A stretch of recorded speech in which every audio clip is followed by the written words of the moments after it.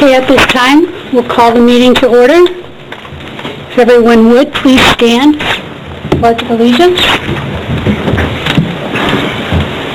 I pledge allegiance to the flag of the United States of America and to the republic for which it stands, one nation, under God, indivisible, with liberty and justice for all.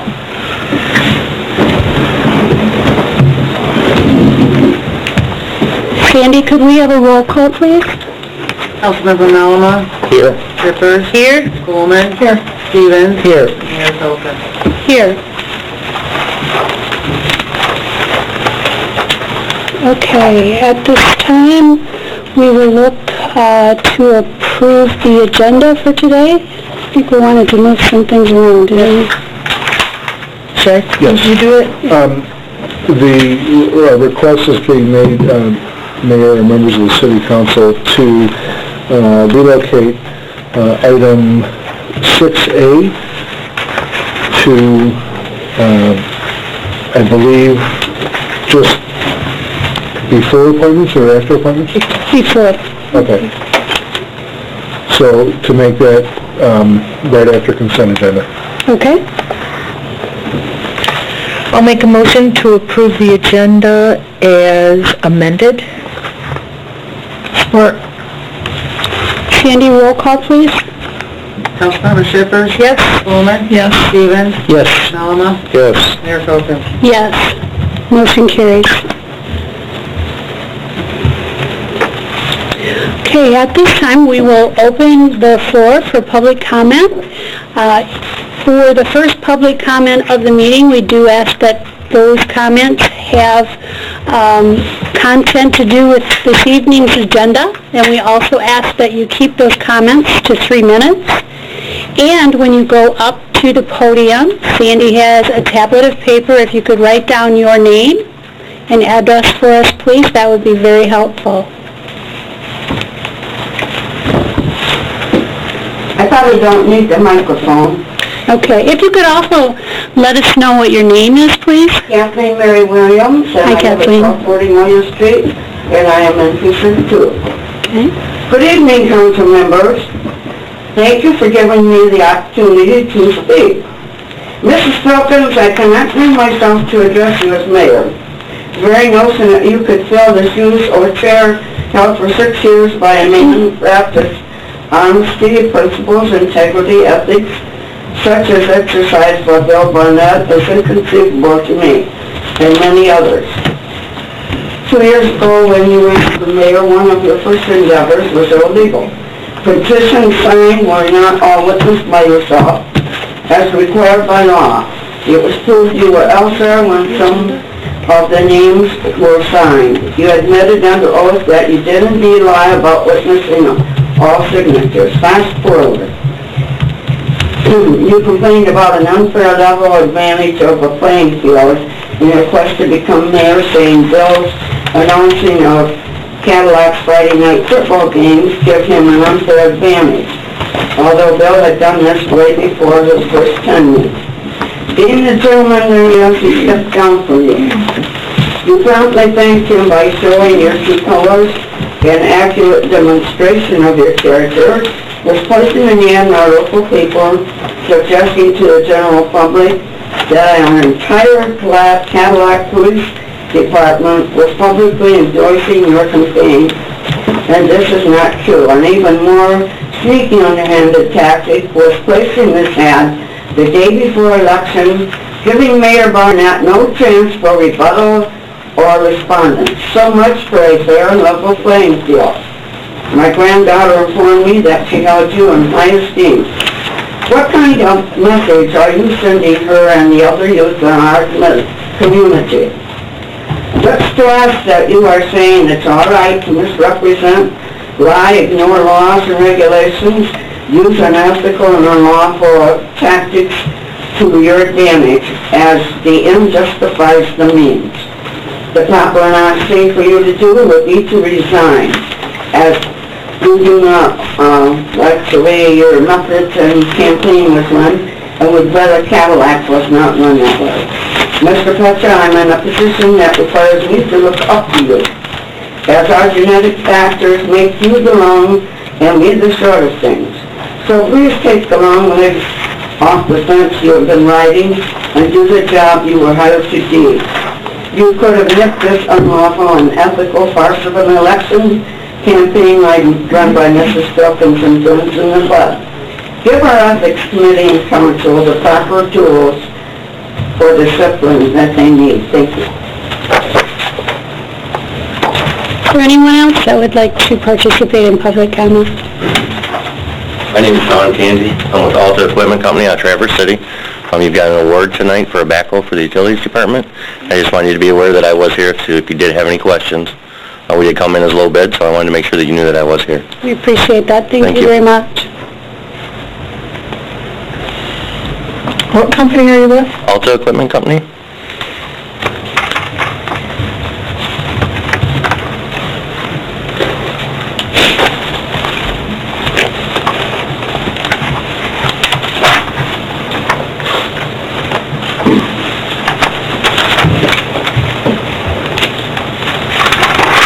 Good evening, my name is Daniel Novak. I'm with AIS Construction Equipment Company, and I'm also here for the bid award for the tractor backhoe.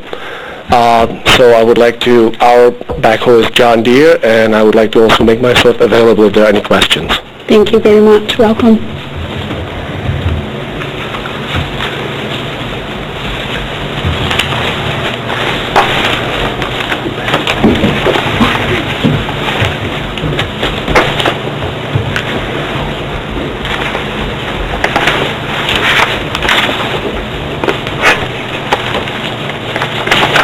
Is there anyone else who would like to come forward? If not, we'll at this time close public comment. Thank you.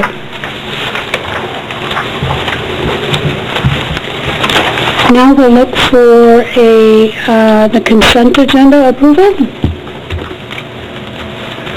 I'll make a motion to accept the consent agenda as presented. Support. Sandy, could we have a roll call, please? Councilmember Spelman. Yes. Stevens. Yes. Allen. Yes. Shippers. Yes. Filkins. Yes. Okay. And so we are going to move down to the introduction of ordinances and resolutions. Marcus, would you like to give us some background on that? Sure. Thank you, Mayor, members of the City Council. This is the item A that we have relocated up to the top of our order this evening. This is a request to City Council with respect to an annual service fee for a Housing Commission development project. I'm going to just essentially paraphrase parts of the communication that's in everyone's packet. Over the last couple of years, there has been discussion with members of staff and the Cadillac Housing Commission. In fact, there was actually at one point an item before the City Council with respect to a public hearing for a payment in lieu of taxes that was pulled prior to moving forward at the Housing Commission's request. But there's been on again and off again conversation regarding a potential project. There are some significant differences and or rather distinctions that I do want to make sure I actually read into the record, and that goes as follows. There is an important distinction to be made between this request and a request that the City Council rejected related to a tax exemption from the First Housing Corporation for the Cadillac Shores property. As members of council recall, there was a period of time, it seems like it went on for at least several months, where there was discussion and debate about looking at the First Housing Corporation's request for a payment in lieu of taxes that was eventually denied by council. It would have required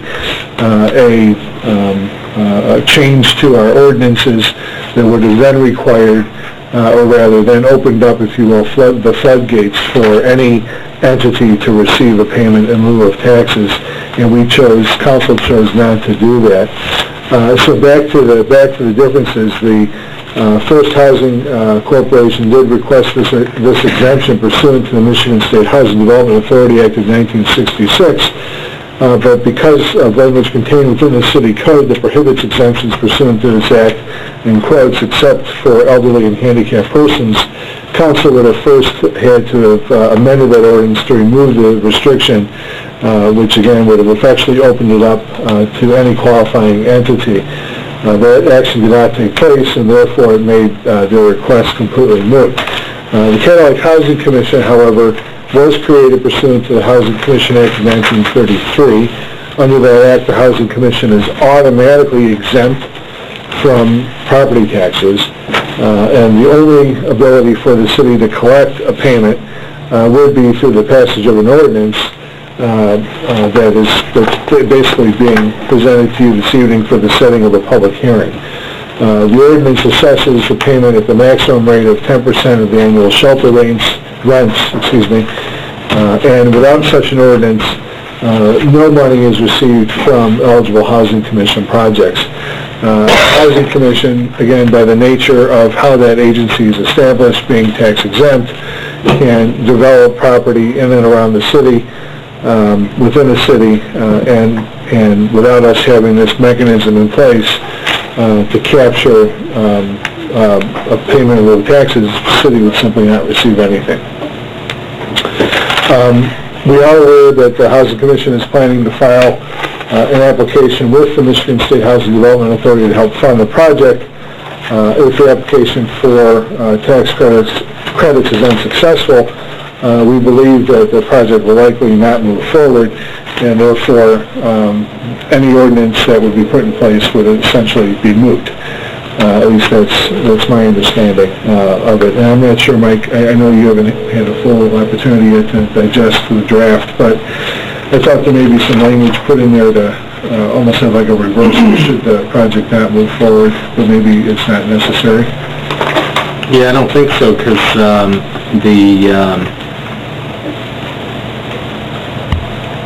the ordinance simply requires a 10% service fee in lieu of taxes, which are exempt from anyways under the Housing Commission Act. So I don't think in that respect there's anything more for the city to do other than to decide whether or not you're going to adopt the ordinance. But tonight is not the night that will happen. This is just the introduction. And if the ordinance isn't adopted, that still doesn't have an impact as to whether or not the Housing Commission moves forward with this project or any other future projects. That could still happen down the road. The recommendation this evening is simply to set the public hearing, which would be set for the February 17, 2014 regular City Council meeting. Is there anything you'd like to add to that? No, that sums it up very well. I guess at this point it'd be, is there any questions? I mean, that's a good summary.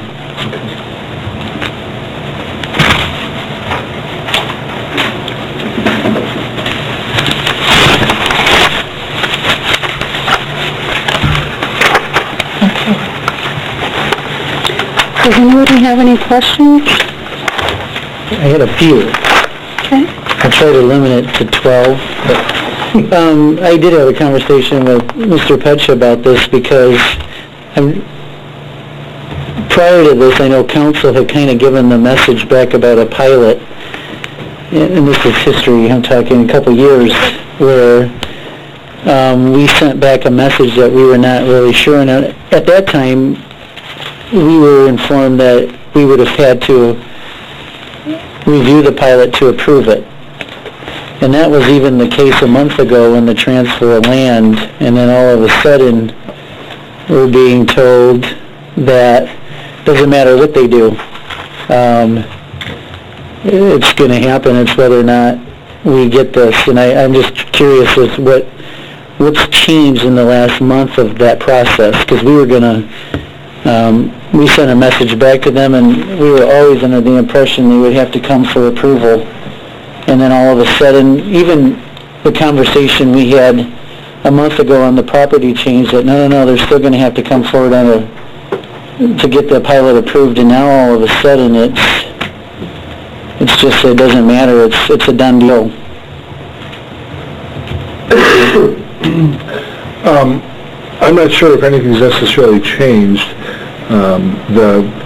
The difference, if you will, or I guess the clarification is goes back to the nature of the agency.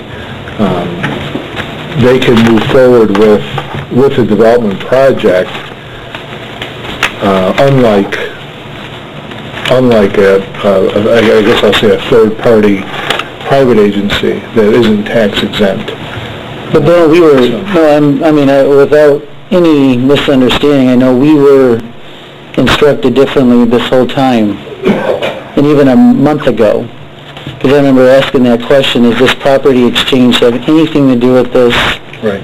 And no, we're going to be able to, they'll have to come back to get approval on a pilot. Mm-hmm. So, unless there's been a change of the parties involved just in the last month, but I know the full council would concur that this was always what we were being told, because we wanted to have discussions about pilots and the impacts, and so that indeed it has changed since a month ago. Well, I could say a month ago when we were looking at the property transfer, I did not know what form this was going to take. I didn't fully know until essentially last week that this was going to be coming forward in this manner. The Housing Commission itself can do a project. I don't believe they require our approval whether there's a payment put in place or not, as long as the zoning is in place and the property meets those guidelines.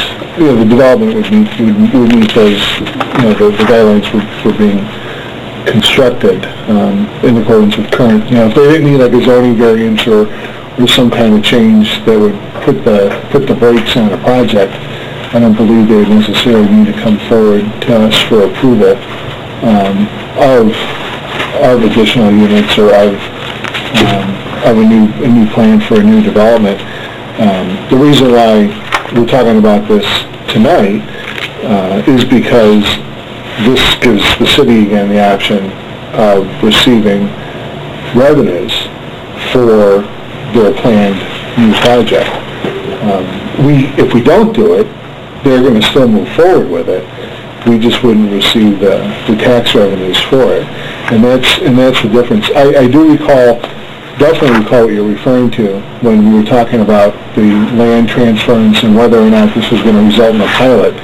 And at that time, I didn't know for certain, let alone the makeup of how it was going to move forward. There was, over the past couple of years, there was several discussions in which it looked like the Housing Commission may not necessarily even be a party to the development itself. And if they were not a party to the development itself, that would have made it very similar to the first housing corporation model, if you will, where it's a non-tax exempt entity that would have required the city council amending its ordinances in order to provide essentially a subsidy to an agency that would normally have had to pay taxes.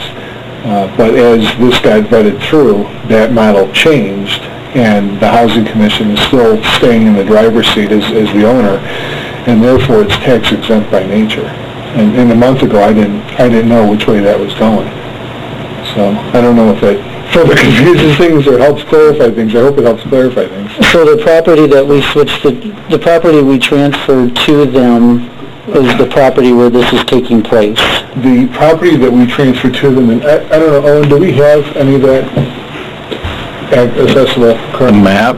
Yeah, maybe we don't, but I could probably find it. It'll take me a few minutes. The property itself that we transferred included the original... It includes everything that's out there except one little slice, which they own a piece that's big enough to develop anyways. So right now, it really just formalizes the arrangement that's out there. It's really, pretty straightforward in terms of what their mission is as a housing commission established by ordinance of the city, and therefore automatically never having to pay property taxes. But I think the question though is that, and I want to make sure we're answering this correctly, the property that was transferred over includes the original development that's already there. along with vacant land that will be able to accommodate the 24 additional units. Yep. And the 24, the other confusing thing is if it's 24 additional units, why don't they just go under their current pilot? Why does it have to be a new one? Well, there's no ordinance right now requiring them to pay the service fee. It's an old arrangement from like 1961 or something like that, even before our current charter was developed and codes were developed. And so it kind of formalizes the arrangement that's out there essentially. So, and then it codifies the new one. The current, the units now, we're getting payment from, but there's no... We're getting a ordinance. 10% service fee in lieu of taxes, yes. But it's just not through an ordinance. It's not, no. Which is, that was one of my questions, because I looked at... It's supposed to be, but I think everything went way back in the 60s before a lot of the requirements were even in place, so... So the ordinance... It formalizes that now under an arrangement that was previously, I think, just grandfathered into that old contract. So the ordinance that we're going to be doing will include... It includes, yeah, I mean, it formalizes that other agreement when it says, the Housing Commission is responsible for paying the service fee in lieu of taxes for all facilities owned or operated by a qualified entity. So that would include existing and new.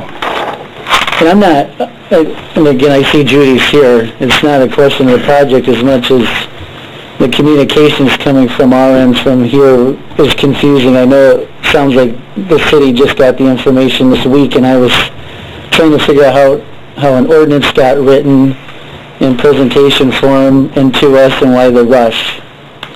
They wrote the ordinance. What's that? By the way, they wrote the ordinance.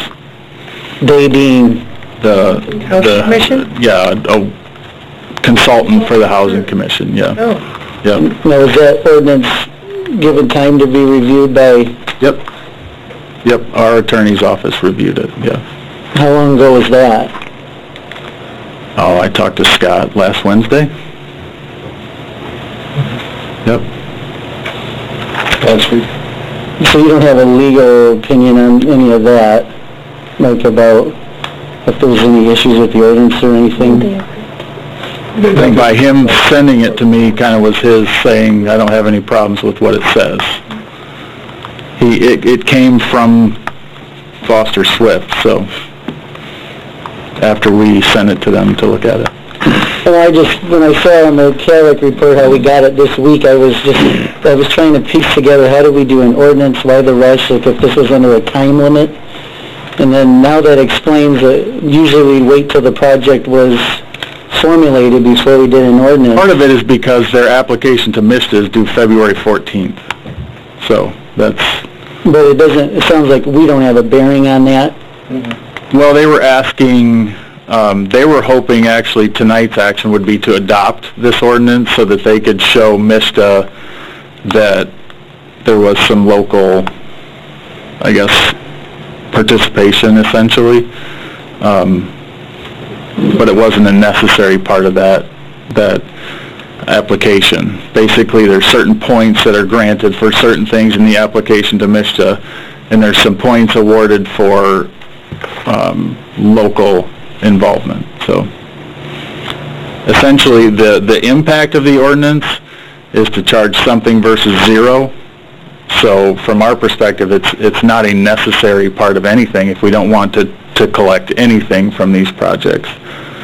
But they're willing to pay. They recognize that there's a cost of public services when they put these things up, and so they've brought it forward with an offer to pay. I think we may have done it anyways, but I think it's just a show of good faith even on the Housing Commission's part to offer this without us soliciting or requiring it. Yeah, the questions again are not directed to the Housing Commission.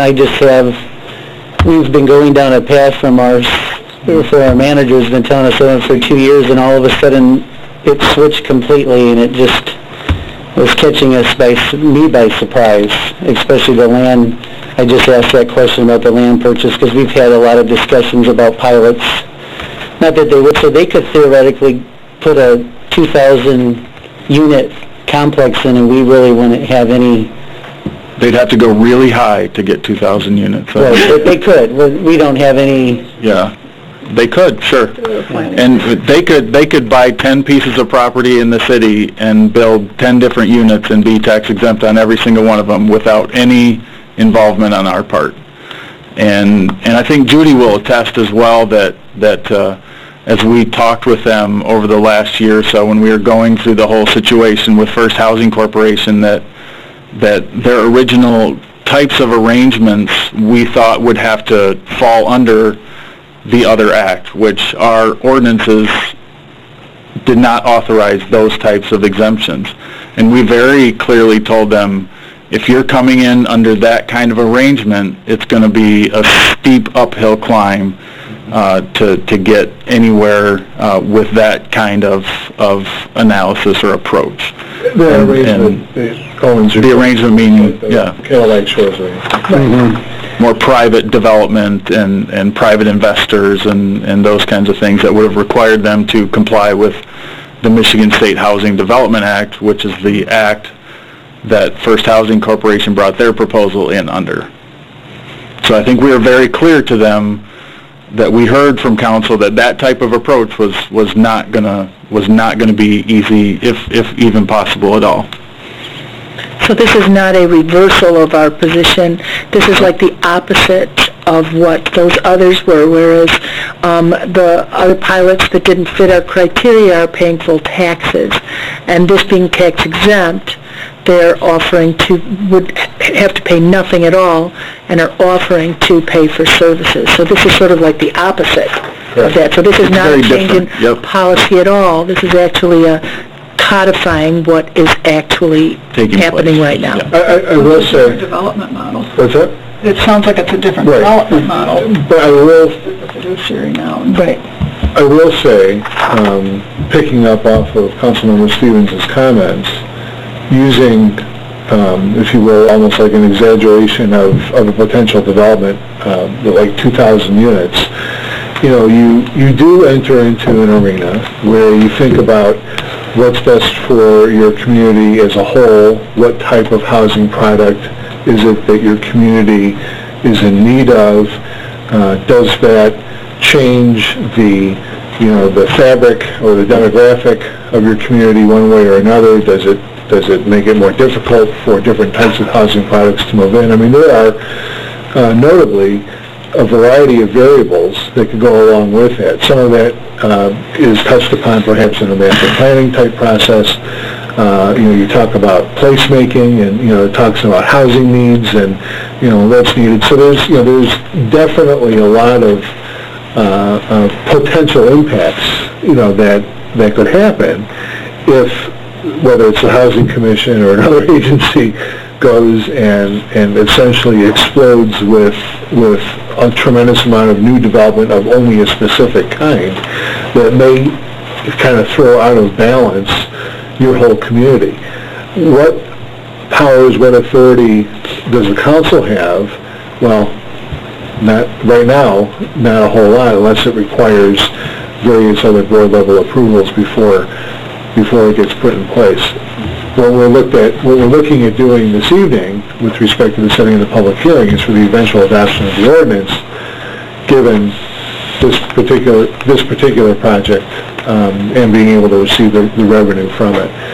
But I just wanted to say, you make a good point with respect to looking at this from a much broader sense. What if this was a much larger project? How does that then balance with the rest of the community and other housing needs that we may have out there? And those are good points that you make. This helps clarify too, because I went on the record that I didn't miss, after communicating with you, I went and told some of the same people that had the concerns in the pilots, don't worry, we do this property, they still have to come forward. And it made it look, I think there was some concern that I may not have been straightforward with them, or given the facts.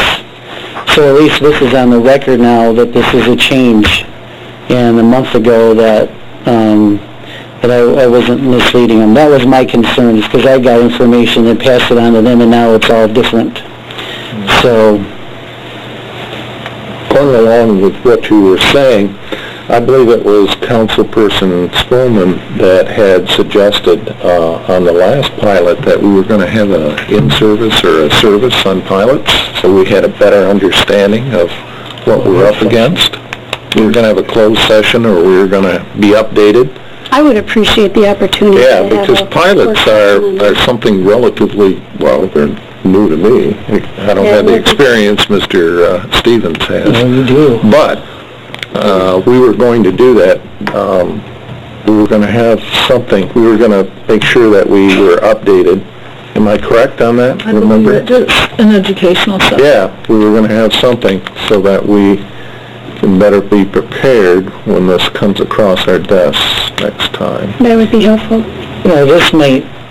This and I was coming together, and I apologize, Jerry, we just didn't have this data.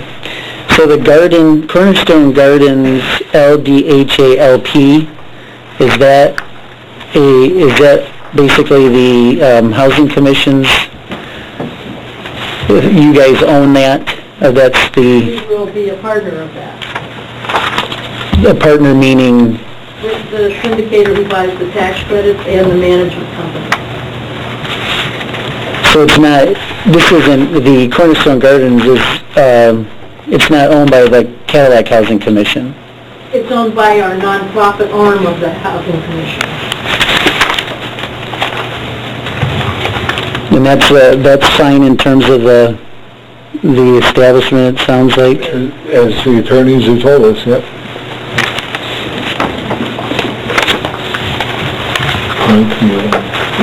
It says it lays out the qualifying entities in the ordinance itself. So on page 1 of the ordinance, it says Michigan Nonprofit Corporation or Michigan Limited Partnership having a Michigan Nonprofit Corporation as its sole general partner, and then lays out some other requirements of a qualifying entity. If at any time during this project they would fail to be a qualifying entity that owned the development, that they would be charged full taxes, is the bottom line. Right. Or be breaking the law themselves. So, and you addressed that part. What got me is it also says that it has to be owned by the commission, and it has to be the sole member of the nonprofit, and it has to have a board of directors that elects and removes the commissioners. Right, but they can have tax credit syndicates as part of the project. So, I mean, that doesn't disqualify them from being a qualified entity.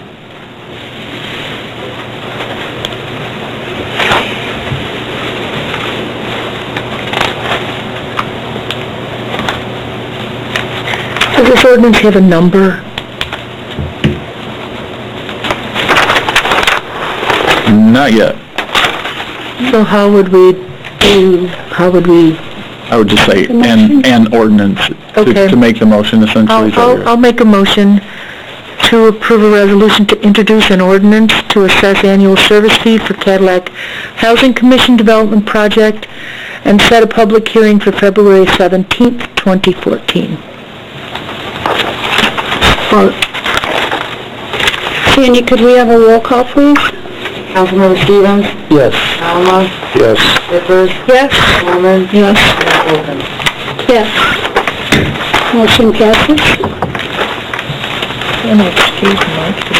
Mike, do you want to be excused at this time? I'm happy to go if you're going to allow me to go. But I think it would be a good thing for you to go. I can't guarantee you that I'm going to... Produce the... But there will be a baby It's sort of out of my hands. It's out of all of our hands, but you should be closer to home. Thank you.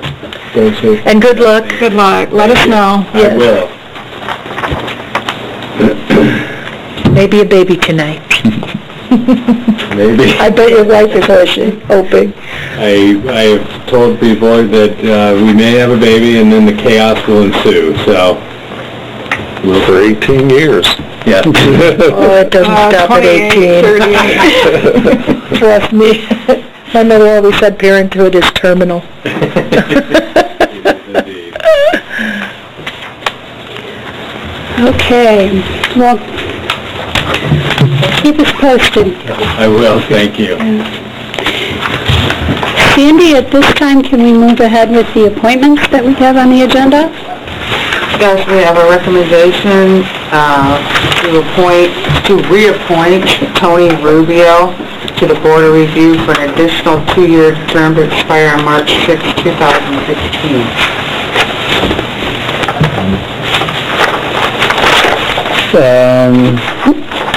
It would be appreciated if the council would do that. It's hard enough to find volunteers for that committee, let alone ones that have a little experience. And so Tony's been serving for a couple of years, and He has a good deal of energy. yes, and I think he has been a great asset to the committee. I'll make a motion to approve the reappointment to the Board of Review for a 2-year term as presented to expire on March 6th for Tony Rubio, March 6, 2014. 16. I lied. Support. Sorry. Sandy, could we have a roll call, please? Councilmember Malama? Yes. Shippers? Yes. Coleman? Yes. Stevens? Yes. Mayor Filkins? Yes. Motion carries.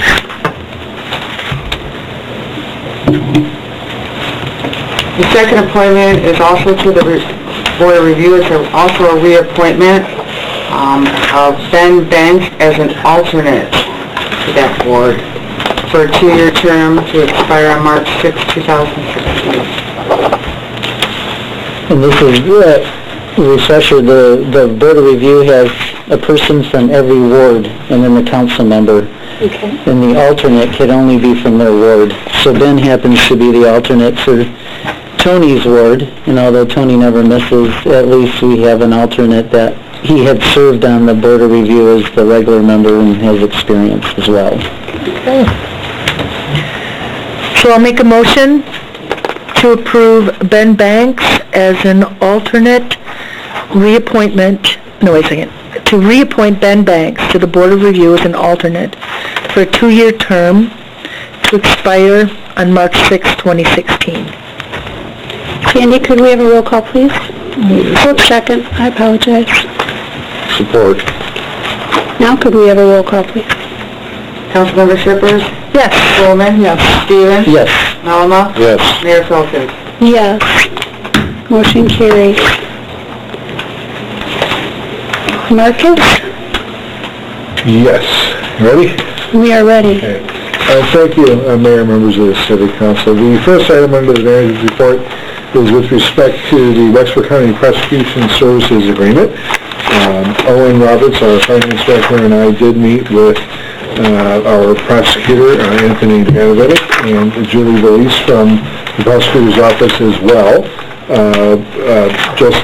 Actually, I think it was just, he's not there, but it was just about a week and a half ago, with the request of continuing our terms of our current agreement at the current rate through December 31st, 2015.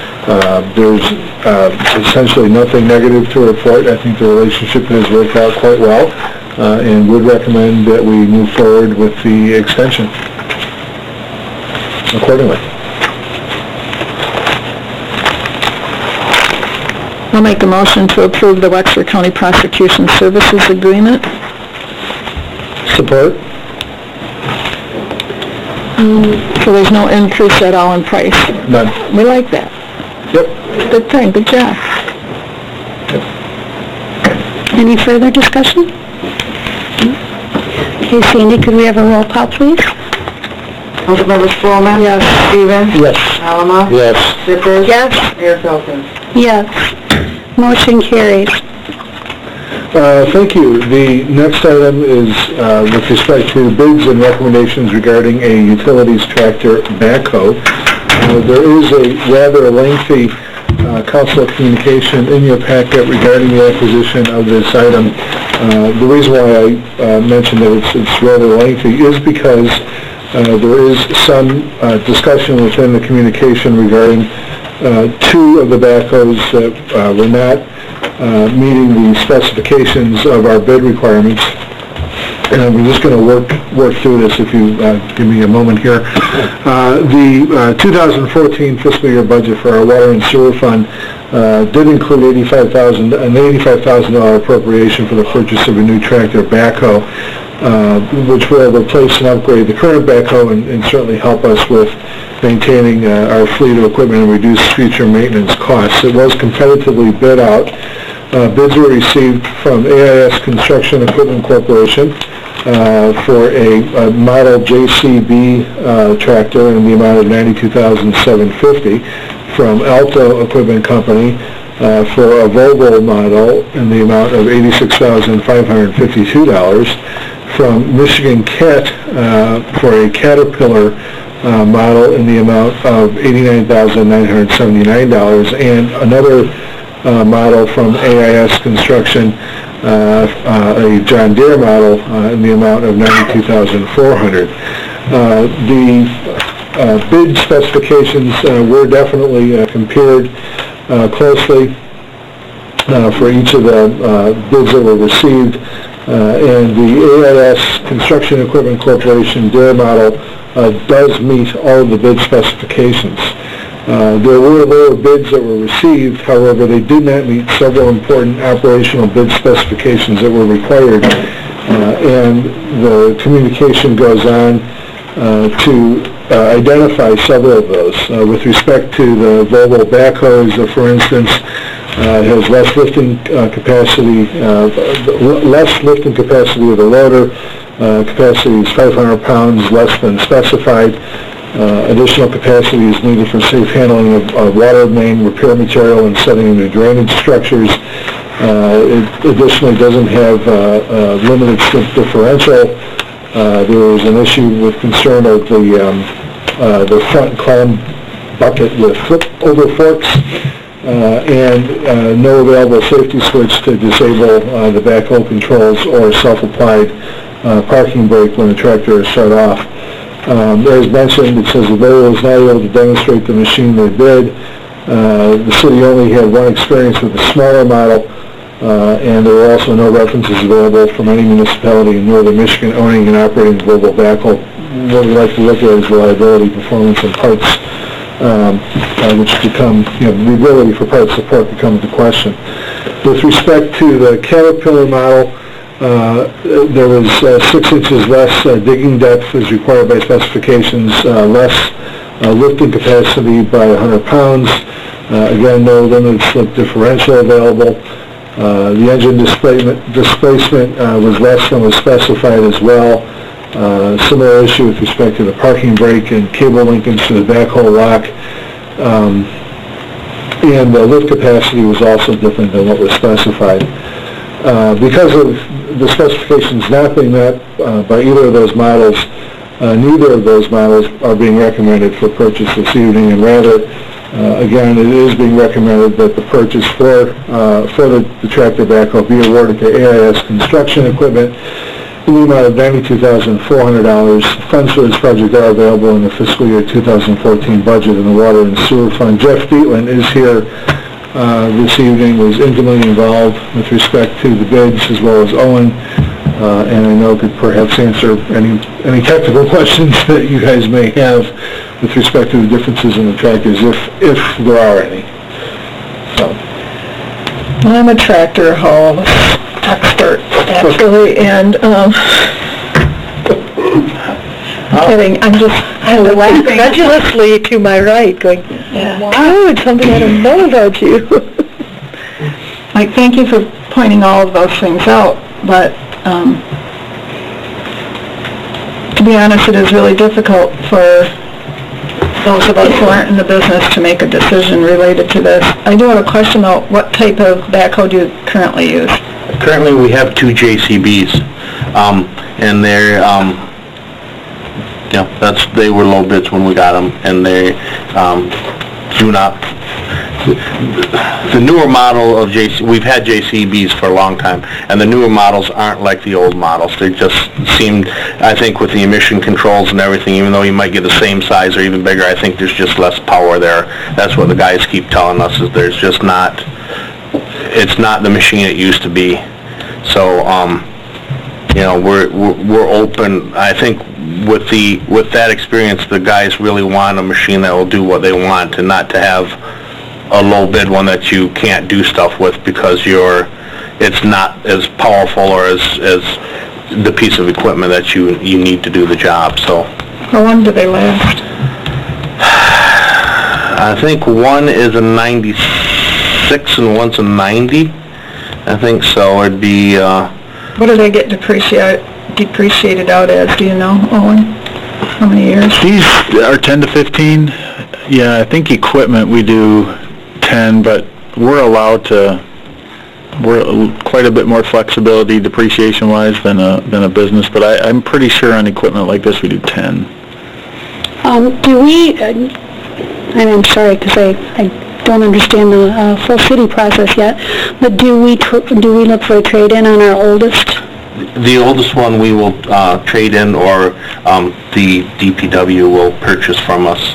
Do we know what any of these vendors would offer us on a trade-in to make a difference in that overall price? Well, I think that's kind of hard to do because the JCB dealer would probably give you more money for a trade-in than a Cat or the Alto, I think, because they're going to be more familiar with their own brand and what it's worth. So I think, if you start, my experience is it's better for us to sell it outright after the sale and then use that money to offset whatever the bid amount was. The other thing, just to reiterate, we may also look at internally buying it from the Utilities Enterprise Fund to use in the Public Works Department, whose current backhoe is held. Owen, Jeff, Tara? I don't know that stuff off the top of my head. I don't know. Old, and yeah. The 96 tractor would be the one that replaced their tractor. Yeah. So, the tractor in Public Works has been on our replacement schedule ever since I've gotten here, and it's been on before then. It has been deferred every year because, again, such a major purchase. Mm-hmm. And the job for DPW is not as taxing as the one for utilities? Oh, it definitely is, especially in the winter with respect to the use of the machine for snow removal. But it's a different department, different funding, enterprise fund versus general fund, and the ability of acquiring the unit is much more, much easier, much more affordable through the utilities fund. They use them obviously for different types of work. Speaking of funding, so if we've got $85,000 in the budget for it, but we want to spend 92. For so $7,750 more. And there's still funds available to do that. We're actually working on another bid award for a sewer vacuum truck that we have $400,000 in the budget, and we're going to be more than $7,000 below on that, so we were comfortable bringing it forward. I do have another question too.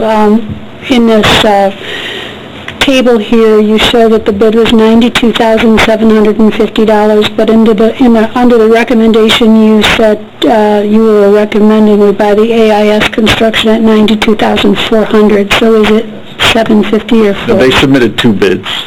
Two different pieces of equipment. So they're on there twice. Oh, I am sorry. Yeah. Okay, good. Maybe Thank should you have for made that a clarifying little bit more explicit. I see it now. Yep. When the specifications were written up and sent out, I find it kind of interesting here that these two that are not being considered, limited slip differential, I would think that in a spec sheet you would have that in there, and also the displacement of the engine, the lifting capacity. Why the discrepancy with these two as far as if that information was in the spec sheet? It was. Different manufacturers make different models, and they're trying to get the closest to what we're speccing out. Some stuff I always say some stuff is coffee cup holders, and some stuff is the actual piece of equipment, and they're trying to, you know, I might specify a 100-gallon gas tank, and you come in with a 99-gallon gas tank. I'm not going to throw out your spec because it's 1 gallon short. You know, I think some of this, the 4.5 liter, they make bigger engines on the Cat. They bid the 4.4 instead of the 4.5. I don't know why, but that's probably the closest to it. Now, it did meet the horsepower requirements we needed, but it didn't meet the displacement we wanted. The lifting, you know, that's all different hydraulics, different. I think they're trying to get as close as they can to what we're asking for, and if they go above it, they're going to price themselves higher than other people that are closer. So they don't all make the exact same. So.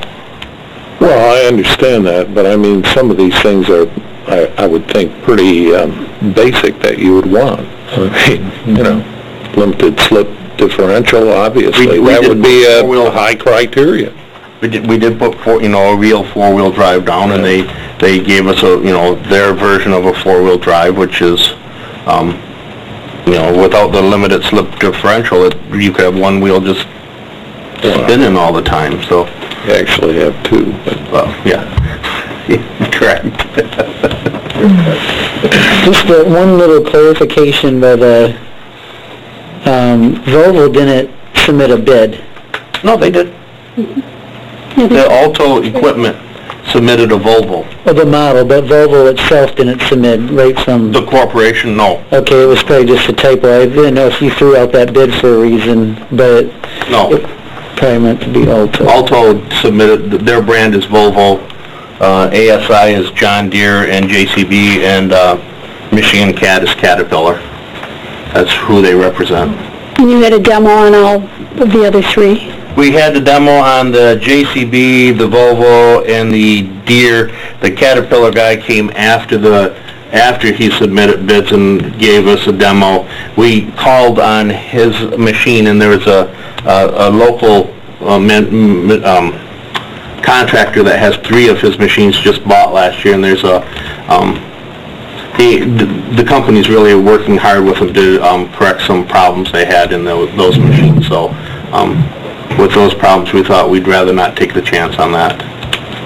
So. Sounds like you did your homework. Tried. You did.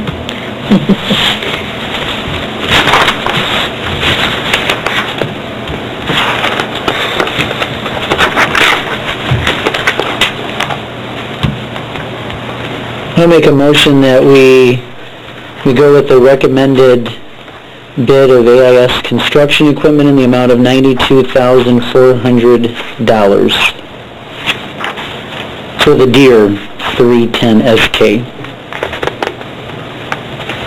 Support. Any more discussion? Sandy, could we have a roll call, please? Councilmember Melama? Yes. Shippers? Yes. Coleman? Yes. Stevens? Yes. Mayor Filton? Yes. Motion carries. Thank you. Our next item is Consumers Energy, who I do see representatives sitting patiently. Thank you very much. They are here once again. Is this, I think, the second year, maybe third year, the Consumers has come forward now. They give a briefing to City Council about the upcoming 2014 Forestry Reliability Maintenance Program, which is, if you will, code for tree trimming.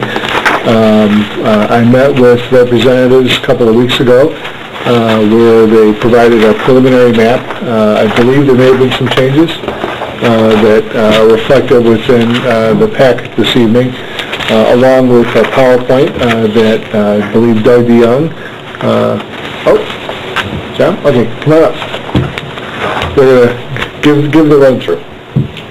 Good evening. My name is Doug DeYoung. I'm just wanted to take a moment to introduce myself to the mayor and to the council members. I'm your new public affairs area manager for this region. Marcus has my contact information if you ever have any needs or questions that need to be answered. I'm your community liaison to help you. And so part of that is introducing tonight's presenter, which is Joe Shanks with our forestry division. he's going to talk a little bit about our reliability programs that we do throughout the region.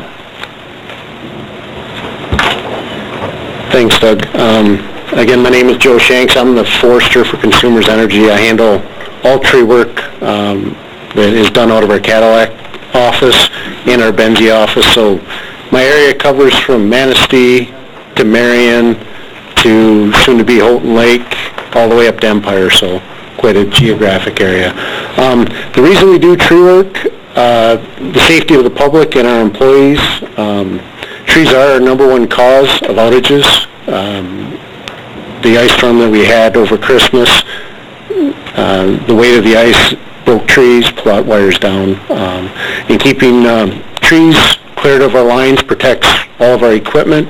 It also allows, doing the tree work allows access to our equipment, to test it, to replace it, and also typically results in shorter restoration time. If we can see the problem, we can fix it faster. If our lines, our equipment's buried in trees, it takes a while to find it sometimes.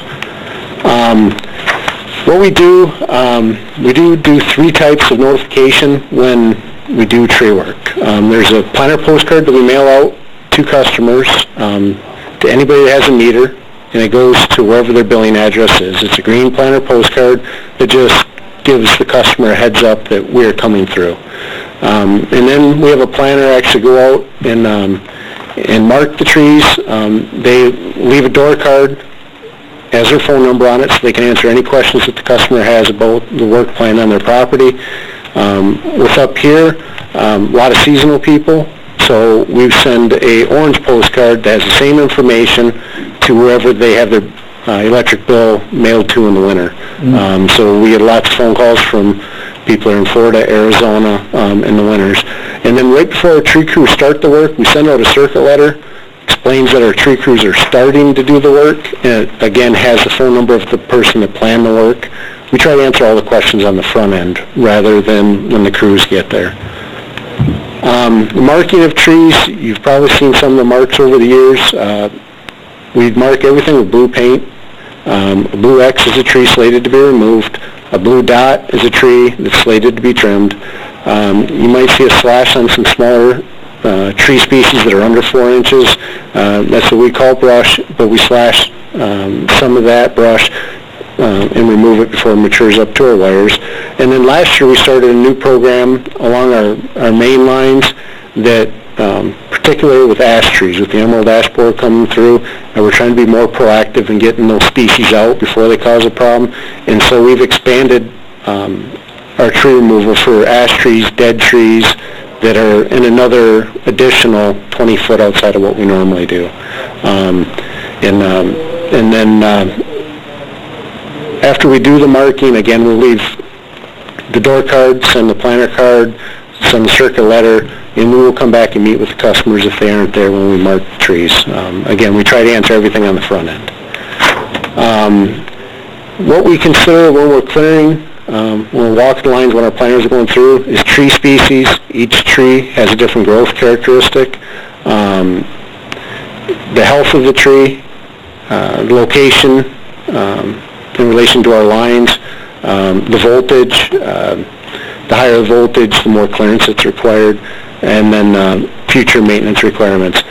Just a picture, this is on Sunnyside. I do believe it's in front of Cadillac Shores. It's a walnut tree.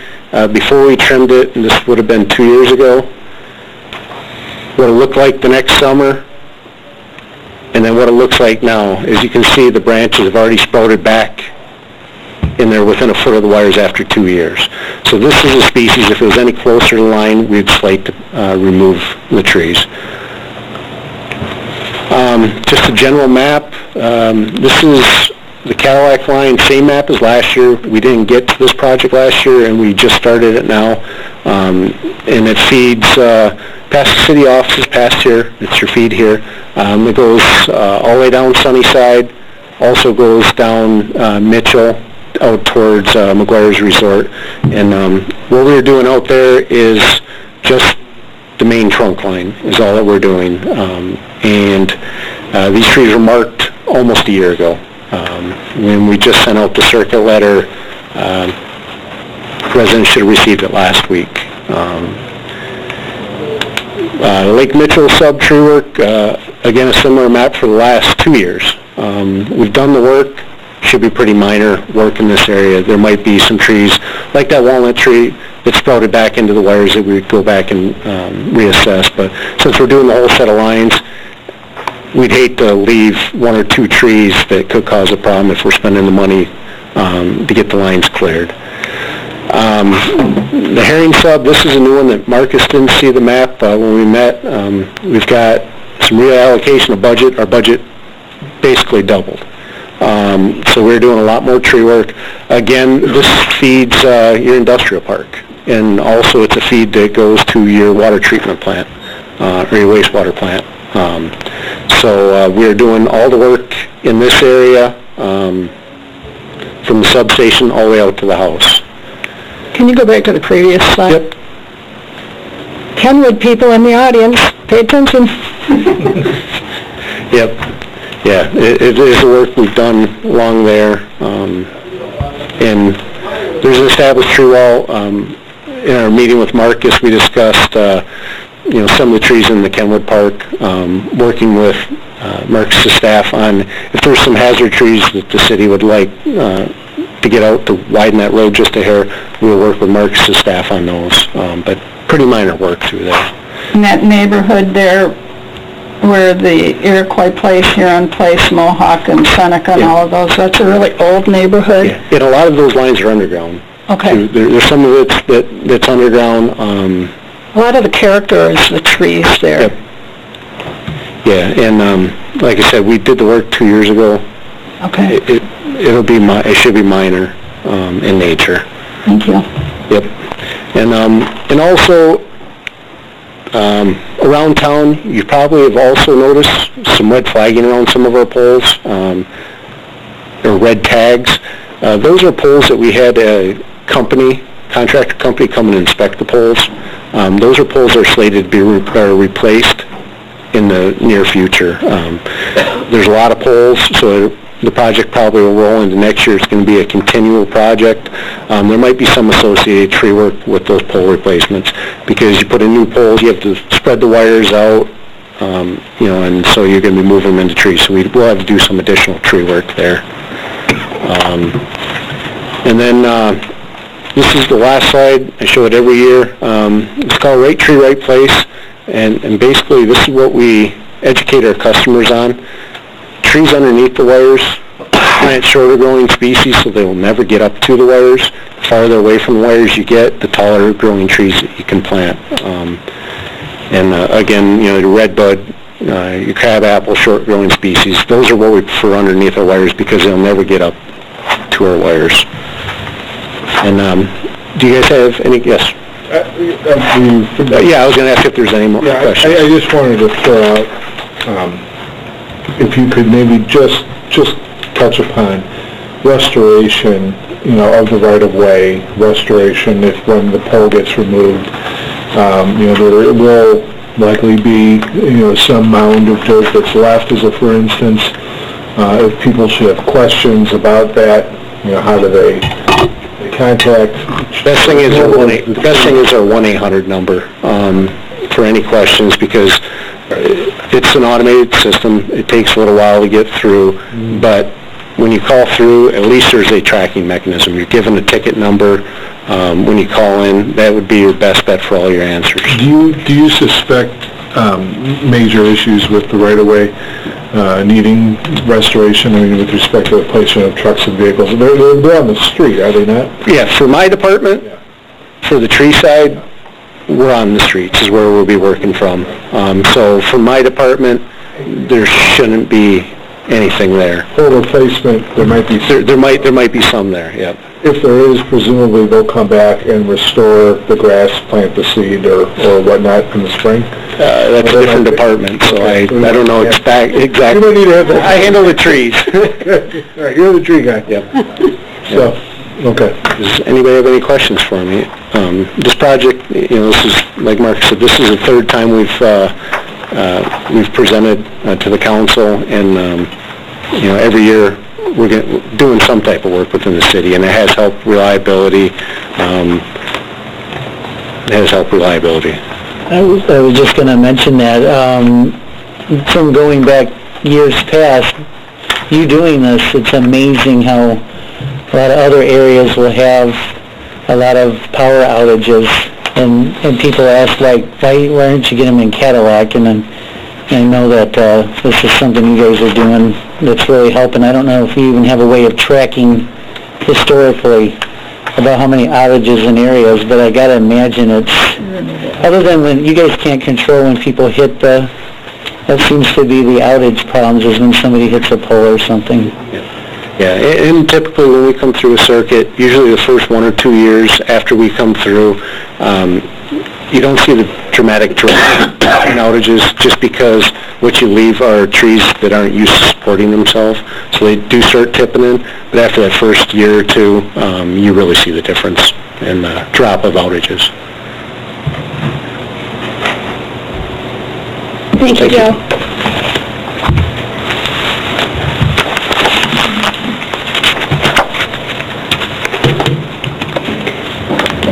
Okay, the next thing that we have on the agenda is the adoption of ordinances and resolutions. And Marcus, can you give us an update or an explanation on this next one?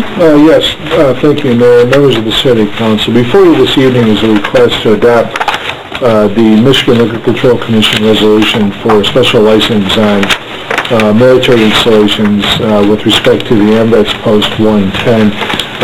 I am requesting that the City Council ratify this unanimously this evening.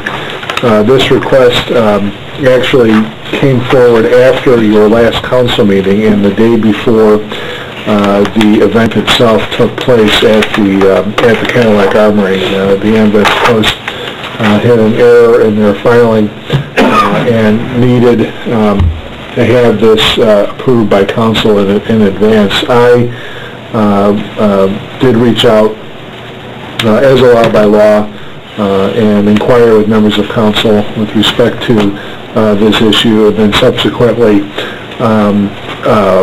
sent a notarized letter to the Michigan Liquor Control Commission advising of our general support for this item, in addition to talking on the phone with their staff person as well. So we were able to get it resolved in a very quick manner, and we do need to ratify it this evening. I'll make a motion to adopt Michigan Liquor Control Commission resolution for special license on military installations for AMVETS Post 110. Support. Any more discussion on that? I'm glad we could help them out. I'm really glad that we were able to. Thank you, Marcus. Matt was extremely grateful, and I hear the event that they had a good turnout. So thank you all. Okay, Sandy, could we have a roll call, please? Councilmember Shippers? Yes. Coleman? Yes. Stevens? Yes. Malama? Yes. Mayor Schultz? Yes. Motion carries. And then this evening we were presented with the minutes of the Cadillac Arts Council meeting that was held on January 13th of this year, and the minutes of the Downtown Development Authority meeting that was held on December 11th of this year, or excuse me, 2/13 last year. So, and that was just for our information. So at this time, I'd like to open the meeting again for public comments, again limited to 3 minutes.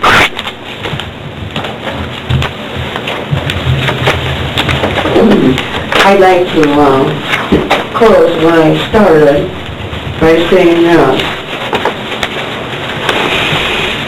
we need more stand-up men and women who do their homework and come to the table, prepared to debate issues openly and honestly, and armed with facts and figures, such as Jerry Adams and Doug Melma have done consistently.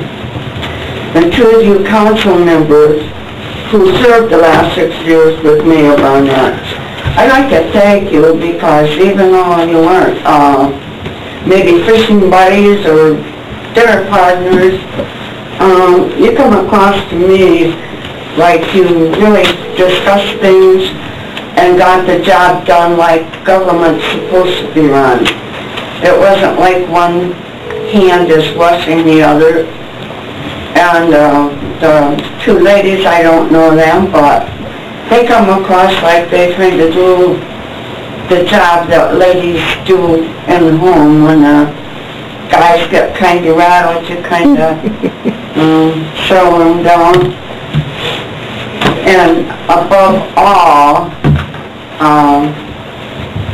I don't know if everybody realizes that the city of Cadillac is one of the few cities in the nation who has come out of this recession that I call a depression.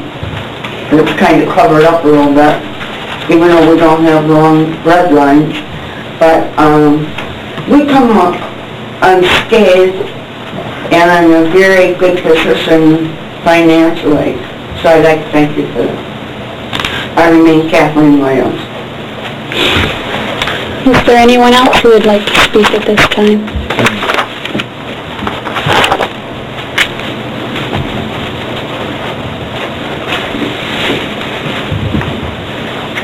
Good evening. My name's Mike Silkins. I think probably most people know me, and I just finished 9 years as a volunteer to the city of Cadillac with the Cadillac Arts Council. And I want to publicly thank the city staff for its incredible helpfulness and professionalism over the years in helping a group of volunteers who basically don't do city business every day. Owen, you're helping us to do the right thing.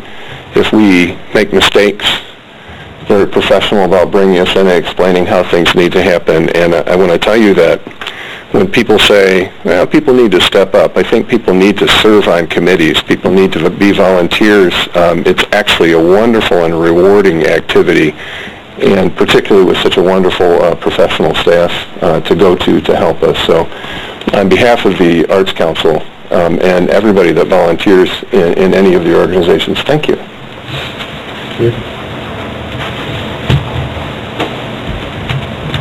Thank you.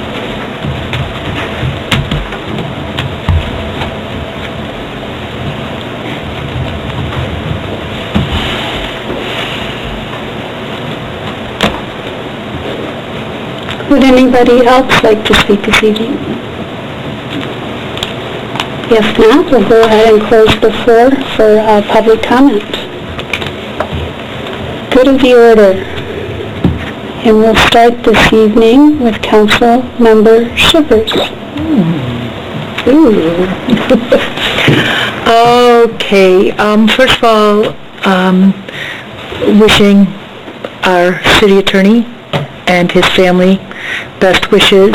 He left early because of his wife in labor, so we're waiting for a new baby coming, and wish them the best of luck.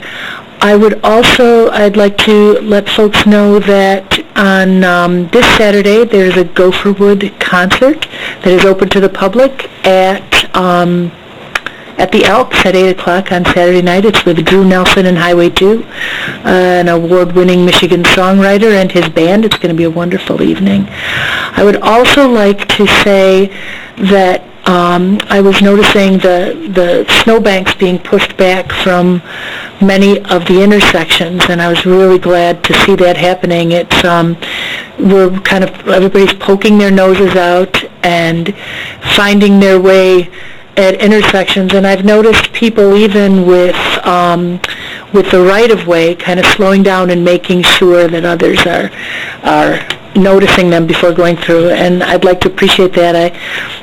My daughter and her family live in Nashville, and school was closed today because they had dusting on the front yard, and when Virgil woke up and his dad told him that it was a snow day, he was all excited and went running to the window, and he said, "Oh yeah, this is the South." So I appreciate all the expertise driving in the snow. Be careful, clear your pathways, even though you're throwing snow 5 feet in the air. Thank you. Councilmember Stevens? A few items. First, on the note of the streets, Tara, to thank you and your staff, because I know usually we get the calls of concern or complaints on the streets, and it's amazing how many this year of being impressed on how well the streets have been maintained in some of these storms. And I know until we start learning about some of the staff and the role they're playing and how they're basically working, sleeping, and going right back into the plows. So to thank them as well for how well they're doing. I also wanted to probably thinking, I'm sure that it was by Owen, the 6-month financial reports that we got before last meeting, how much that was appreciated and how it's a neat format, at least for us, to see how everything's going in terms of where we're ahead of budget, where we're behind, and different things. And I did appreciate, something I don't know how to incorporate this in, but I do think that as a council we should be looking in the next budget. The breakdown on the legal was an eye-opener to me. For a couple of reasons. One is I was under the impression a lot of it was actually litigation that was the cost, but when you see the breakdown, we see the good things like the bond. When we refinanced the bonds and saved $700,000, there was a cost there. But just really pinpointing to see how much we might be able to do by simply pushing the communication more within the organization and seeing if there's ways to eliminate some of those costs. But it was astounding to me on some of the costs, and then to see the breakdown as well would be something that I think would be worth us looking as we prepare our next budget, of seeing if there's things we can do to possibly prevent some of that in the future. It was mentioned by the Honor Guard fundraiser, and to thank all those that were involved. I know there was a lot of funds that were raised. More importantly, it looks like the funds that will be raised to get the match from the Cadillac Community Foundation, and it looks really promising that they'll get the actual uniforms for all the Honor Guard members that will be presented at the parade. The Memorial Day parade will be where they actually display them for the first time. So thanks to everybody that helped out with that. That's a great organization, and especially when people have had someone pass away and they're there for the funerals, it's a special touch. So it's really nice to see how the community came together for that. And Mr. Filkins mentioned the volunteerism, and again, the North American Snowmobile Festival. Without the volunteers that help put on an event like that, it wouldn't happen. And so to thank them as well for some good activities this weekend. And that's it. Thank you. Councilmember Spoon. Were you just jumping all over? Yeah. I'd like to put a little notice out for people to really pay attention to the notices that they are going to receive from Consumers Power if they're in the area where the trees will be trimmed along their street frontage, because losing trees is a difficult thing to go through, in my opinion. I'm kind of really like trees. I understand why they trim, and yet it's still really difficult. And I know that sometimes when you have conversations with them, they will listen to you and try to make some type of, they'll try to, I guess, mitigate how bad they're going to trim, or if at all possible. But they do kind of stick to their word, and they really do take those trees out unless you can give them a real good reason why not to, or help them with how they do trim. Thanks, Mike Filkins, for serving 9 years on the Cadillac Area Arts Council. It's a huge commitment. Councilmember Shippers talked about the Gopherwood concert this Saturday. Drew Nelson is an amazing singer-songwriter. He's like one of my favorite, and if you've ever thought about going to a Gopherwood concert but hadn't, if you've never seen Drew Nelson, I would encourage you to go. He was actually here a couple of summers ago. The Rotary group brought him in. Last week, Mayor Falcons, Councilmember Shippers, and I had the pleasure of interviewing with some other community members the contestants for the Miss Cadillac NASF contest. I was a little out of my comfort zone doing that, but I did it anyway, and I was really glad that I did it. They were really good contestants, and whenever you interview people, you learn so much, and you have to be really appreciative of what they have to offer, and they were great. 5 amazing young women. I'm not really sure, Councilmember Stevens, why you're surprised at the breakdown of legal fees and how much we've spent. It doesn't surprise me at all. And I really do think that we should have some discussion about the legal fees and try to figure out ways that we can reduce or eliminate. We probably won't be able to eliminate totally our lawsuits or our litigation, but certainly take a look at how we can reduce that. And I know that we have other legal fees in other categories, including the city attorney and what he offers us even at council meetings. And when we originally contracted with this group, we talked about maybe not having the attorney here all the time. So maybe we can get creative on that. That would start to reduce that fee right away. Maybe we can, we meet twice a month. Maybe we put heavy agenda items on once a month where we feel like we might need an attorney's opinion, and then the other meeting during the month is one where it's just kind of standard routine business. But I'd like us to have that discussion about how we might be able to reduce the amount that we pay in attorney fees. All the money that we can save by not spending money in that area, we can put to other use. We know that we need to focus on fixing our roads. So many of the roads in this community have been neglected for a very long time because we've gone through a poor economic period, and we have to try to figure out ways so we can get some extra money to put into fixing and maintaining our roads and other things. And I know it's expensive to have staff on. We've cut our staff way back, so I should tell you guys that. You all know that. But I'd like us to have that conversation. I'm glad you brought it up. Thank you. Councilmember Millen.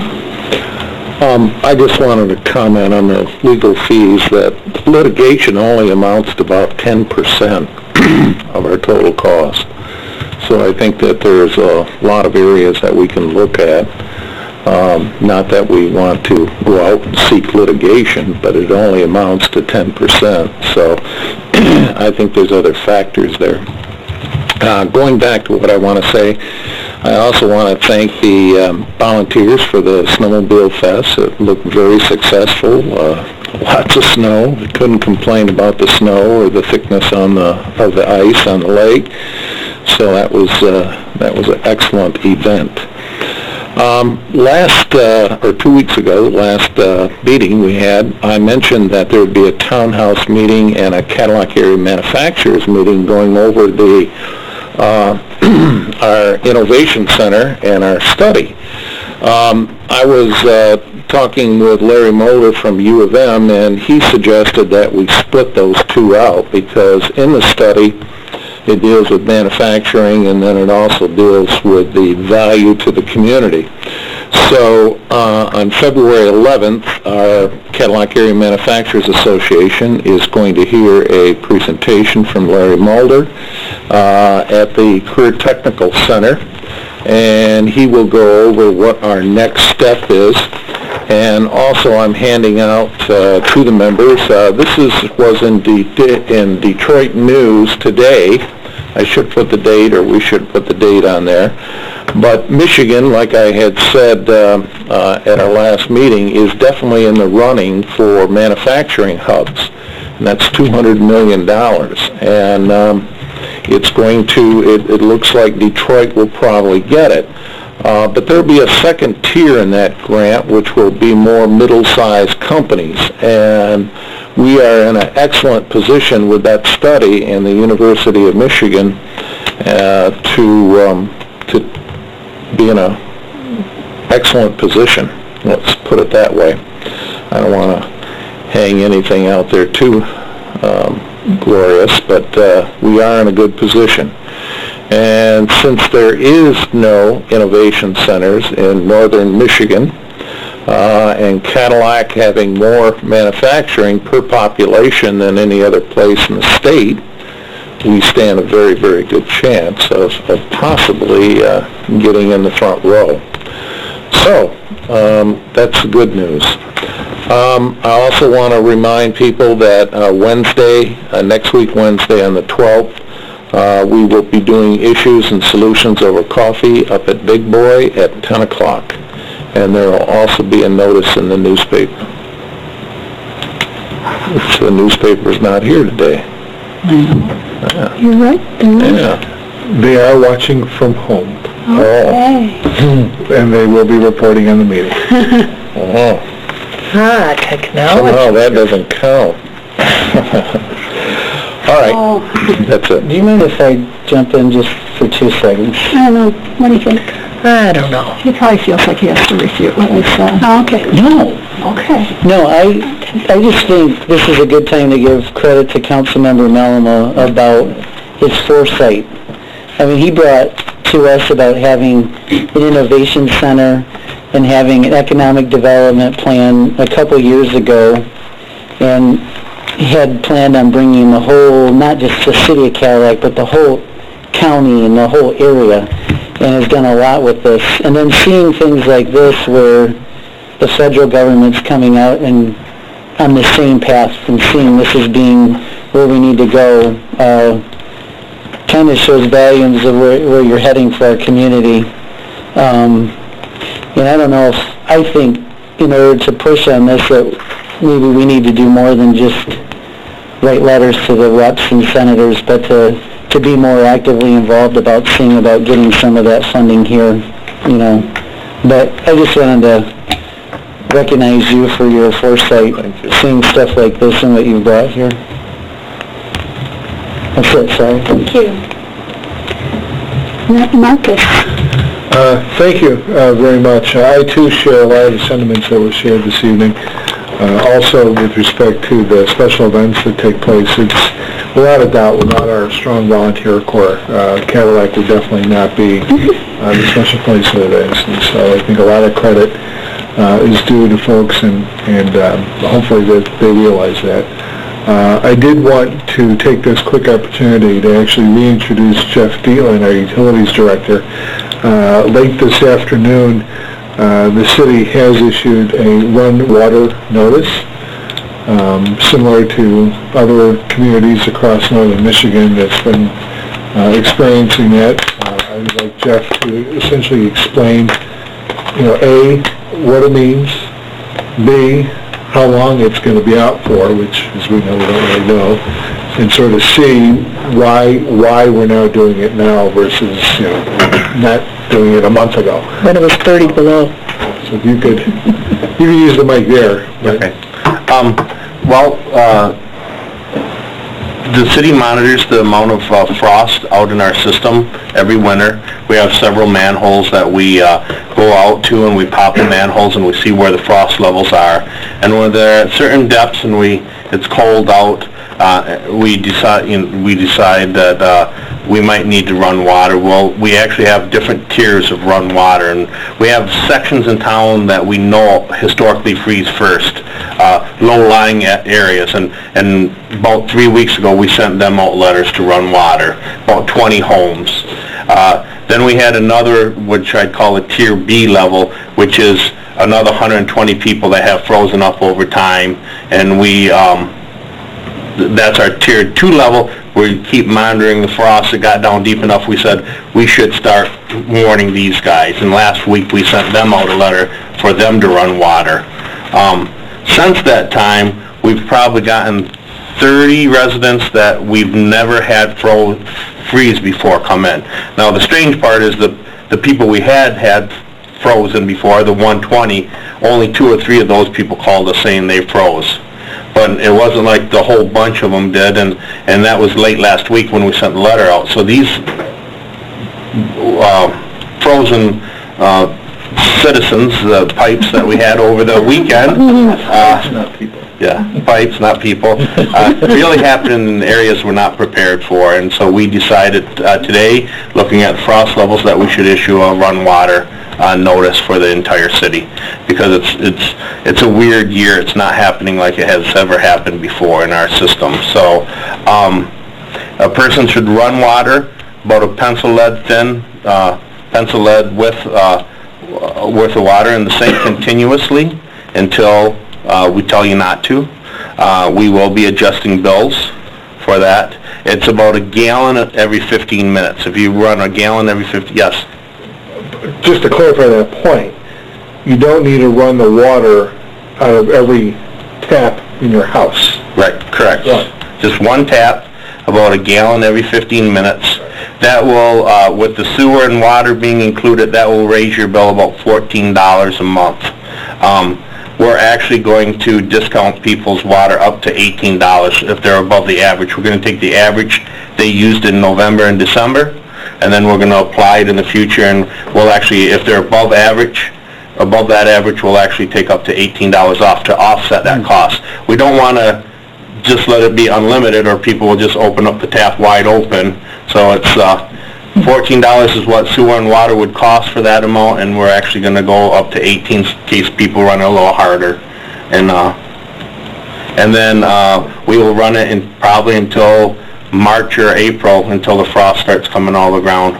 We'll be running it. So if it does get warm out, do not stop running the water. We will send out a letter, and we are sending out a letter tomorrow to all of our residents. We're having them printed up, and all residents will get a letter to run their water. Correspondence that went out this evening went out to not just members of council, but to city staff, as well as to all of the local and area media. So hopefully that'll get the word out. And again, as Jeff just mentioned, we are sending a direct mail to all the properties. Wonderful. Wonderful. Good. If you haven't gotten a letter like that, who do you contact?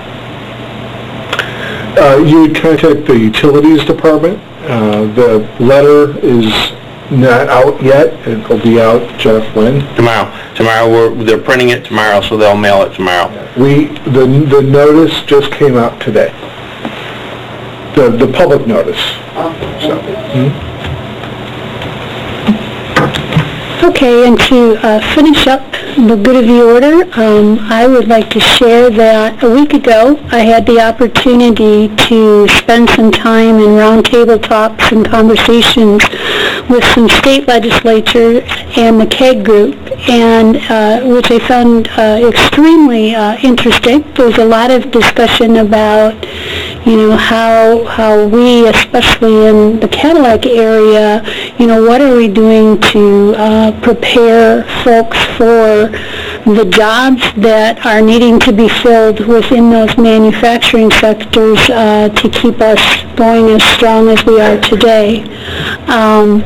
They came to Cadillac to enjoy everything that Cadillac had to offer, and last weekend we had a tremendous amount of snow to offer. So they went skiing and snowmobiling, and they had a great time. It's something they do on an annual basis, I guess. So it was good to see them enjoying all Cadillac had to offer. As Council Member Spolman shared, the three of us did have the opportunity, along with Al Dumont from the city and Steve Birdwell from the Honor Guard, to interview the 5 contestants for the NASF Queen